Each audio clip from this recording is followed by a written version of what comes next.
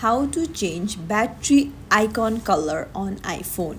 Hey everyone, welcome back to the channel. If you are new here, don't forget to hit the subscribe button and turn on the notification bell to not miss any updates.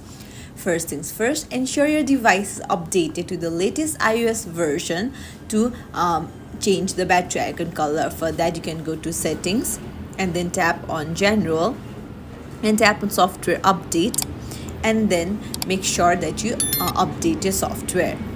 Now come back and then go to accessibility, tap on display and text size.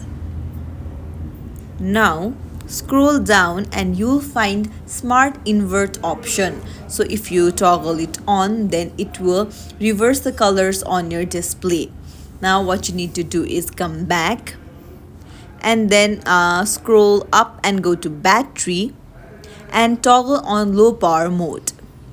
And there you go, your battery icon color has been changed into blue. It's as simple as that. If you found this tutorial helpful, don't forget to like and subscribe to our channel for more tips and tricks. Thank you for watching.